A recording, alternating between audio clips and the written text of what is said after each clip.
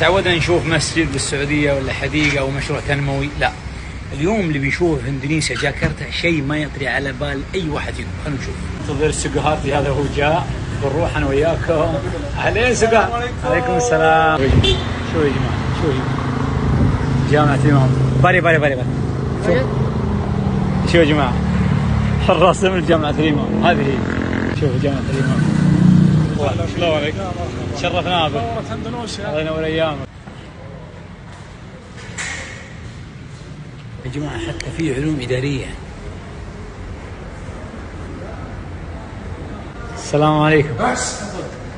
مساكم الله خير.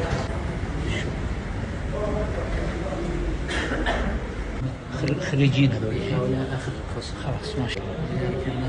الله يوفقك يا دكتور، شكرا. الله يطول عمرك. هذا مسجد الجامعه. هذا مسجد. دائما عندنا لقاءات مع بعض المشايخ وبعض الدعاة من السعودية وحتى بعض المحافظ. لقاء مفتوح يعني. اليوم مع الدكتور الشكري. حياكم الله واهلا وسهلا. ذلك ابتغاء مرضات الله فسوف نؤتيه اجرا عظيما. طلب منهم ان يكون مقصود. أكبر مكتبة عربية في جنوب شرق آسيا تهتم بالثقافة الإسلامية والقرآن والتفسير والحديث. ضخمة جدا. هذه الآن وقت الطالبات. مساكم الله بالخير جميعا. السلام عليكم. قواكم الله إن شاء الله. راح إن شاء الله مركز الطالبات الآن بهالجو الجميل ما شاء الله. ما شاء الله. يعني قسم الطالبات في الجهة الثانية يعني. الطالبات ما يزعجونكم بالمواقف، هاي أبو عامر. هذا بس هذه مواقفكم ما شاء الله. تمام ما شاء الله. هذه قسم الطالبات. شوف هذا حرسات الأمن ما شاء الله. السلام عليكم. أنت وسط جامعة يعني ما فيها كلام. شوف ما شاء الله.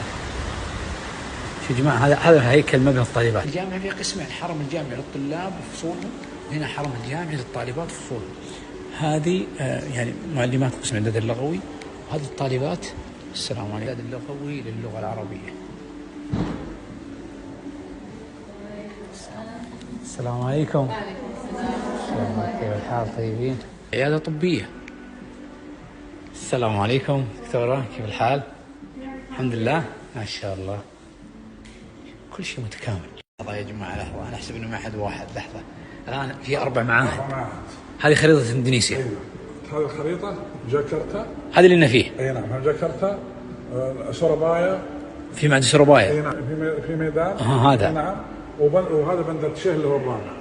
من خلال المسيرة الدراسية من أول ما افتتح من عام 1400 افتتح المعهد الأول ما فتح اللي هو معهد جاكرتا. كم عدد الطلاب اللي انضموا للمعهد؟ حوالي 71,000 طالب وطالبة من هذه الحروف.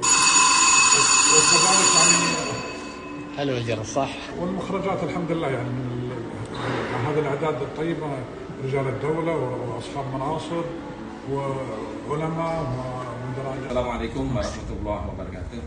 أنا محمد دوام كأحد خريج دبلوم العام في العام 2000 في هذا المعهد، وأنا شخصيا من أعضاء اللجنة الدائمة لشؤون رقابة الشرطة الإندونيسية. هذه اللجنة تحت رعاية رئيس الجمهورية الإندونيسية. ماشي. كم درست سنة؟ حوالي سنتين. هذا خطك ها؟ نعم. ما شاء الله. والله انك احسن من خط بعض الرباعنا. الله يصلح. هذا المعهد يتعلم بشؤون الشريعة واللغة العربية. هذا جيد جدا. ربما من الممكن التعاون الثنائي بين هذا المعهد وبين هذه اللجنة لكي يكون مرتبة عالية في الدراسة اللغوية للشرطة الإندونيسية. ما شاء الله. هذا جيد جدا. صحيح.